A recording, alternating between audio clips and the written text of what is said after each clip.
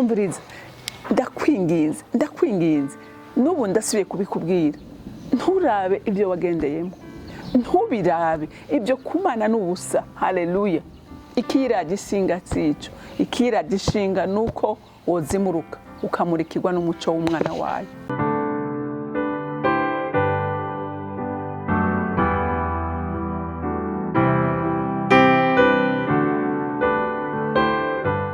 bakunzi bahori Kanani TV ndasubiye kubaramutsa kandi n'amahoro ya Kristo abane namwe n'umunezero rero gusubira guhura namwe ngo tuganire ijambo ry'Imana.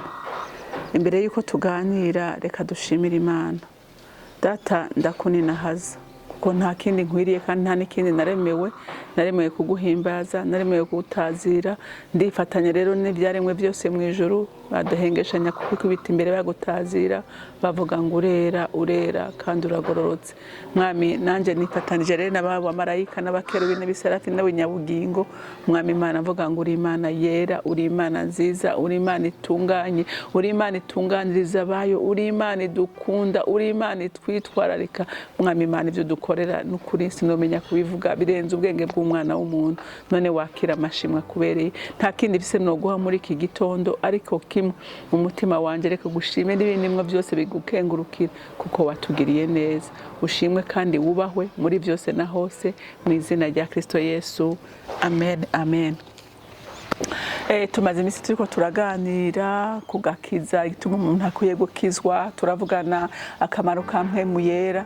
None nukubera iki by'ukuri umuntu wese numva nombwira ngo rondera Imana uyironderana umwete kuko ni inyungu zawe, si inyungu kuri Imana, ni inyungu yawe kuko wemeye kugendana n'Imana, wemeye kurongorwa na mpemu yera, ubaho ubuzima buri equilibre, ubaho utekaniwe, ubaho mu mahoro. Nibikubako vyose urabisuzugura kuko ufise ubushobozi butuma ugendera hejuru y'ibibazo byose urimo. Reka rero dusome ijambo ry'Imana riri mu Baroma igice ca 3.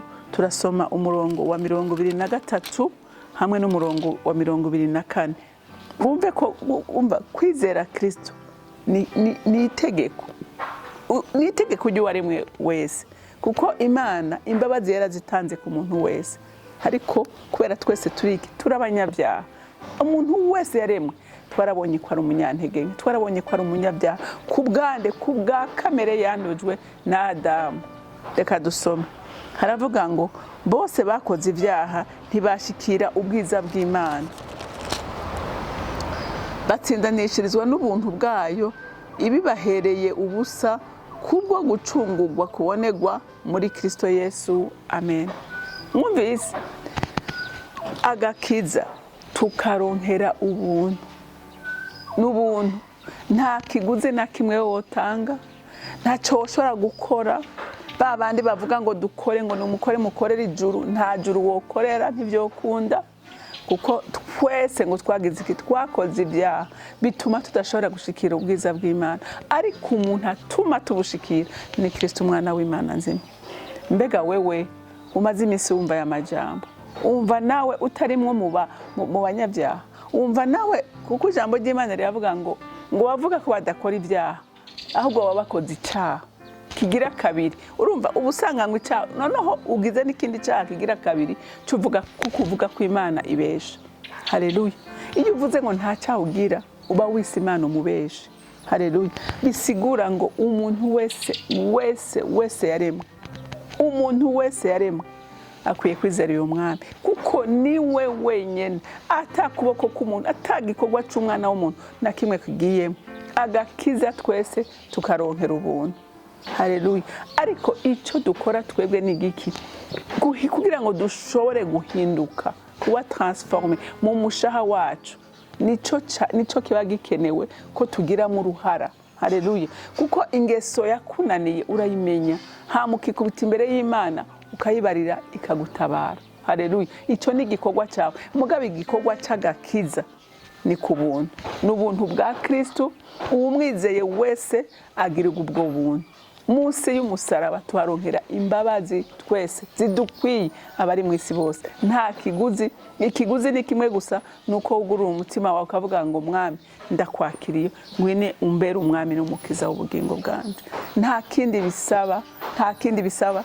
Kandi nagira ndakubwire muntu w'Imana, n'ubuzima buryoshe, n'ubuzima buryoshe, no kubwira uburorero bwinshi nta kujyanye no muri Bibiliya, nka kujyana mu runganwe turimo.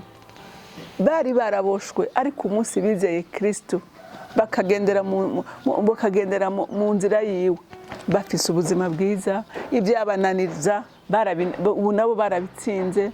Hariho benshi barabasambanyi ariko ubwo busambanyi babuhevye kubera iki? Kubera inyota Kristo arayiheza. Haleluya. Twarabonye umugore w'umusamariyakazi ingene yamugiriye neza, ahinduka umuvuga ubutumwa rurangiranwa. N'uyu munsi ashingira intaha umwami Yesu, natwe tumwigirako. Twobona n'abandi benshi no muri uru runganwe rwacu. Ubwo no mu kibano cawe harabuze, bari baraboshwe n'urumogi, bari baraboshwe n'akaboregwe, ariko uyu munsi arabakozi b'Imana bashingira intaha izina rya Kristo. Nta muvyeyi yo kubohora, nta mukunzi wawe yo gufasha, ariko umwe gusa nanone kandi nzi ni Kristo umwana w'Imana nzima. Haleluya, haleluya.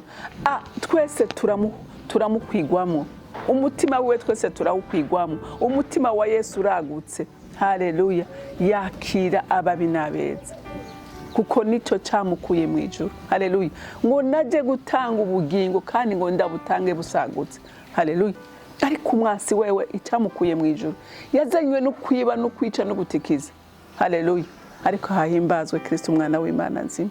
Haleluya. Ushimwe mwami weho ko waje gutanga ubuzima, waje gutanga amahoro, waje gutanga umunezero, waje gutanga umugisha mu bana b'Imana. Haleluya.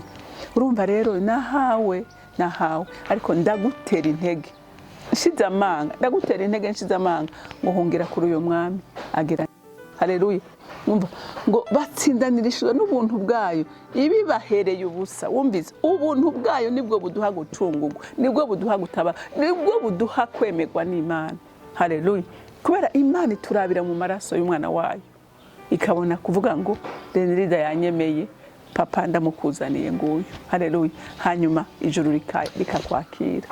Ngo umviriza, ndakwinginze n'ubu ndasubiye kubikubwira, nturabe ibyo wagendeyemo, ntubirabe ibyo kumana n'ubusa. Haleluya.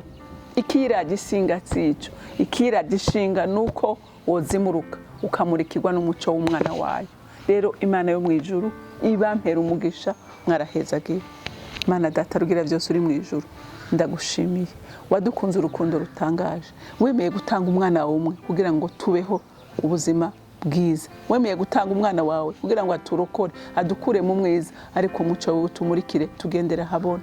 Mwami Imana, singira amajambo akwiye, akanwa kanje karazi, ariko umutima wanje uragushima pe, umutima wanje uragukengurukira, kuko nanje wangiriye neza. Ntaco nari nshoboye mwami, ariko wankuye kure undasishirije umuco wawe, none uwo munsi ngendera habona. Ese ico mpa bene data bakamurikirwa n'uwo muco, ese ico mpa abacu bose aho bagera batarakumenya bokumenya, kuko kukumenya n'umugisha, kugendana nawe ni iby'igiciro kinini. Uri umwami mwiza, uri umwami ukundira, uri umwami agirira neza abana biwe. Rero unyumva uri mu ijuru ku ntebe yawe y'icubahiro, umanura ubushobozi bwawe ku batarakumenya bakumenye, ku batarakwizera bakwizera, kugira bahunge umujinya uzoba ku munsi w'iherezo, umunsi w'imanza. Data ndagushimiye kandi ndakuninahaje, n'icubahiro cyose n'amashimwe yose aba yawe. Abandi abisende ndabyizeye kubyumvise mu izina rya Kristo Yesu. Amen, amen. Mwarahezagiwe, mugira umunsi mwiza, ndabakunda cyane.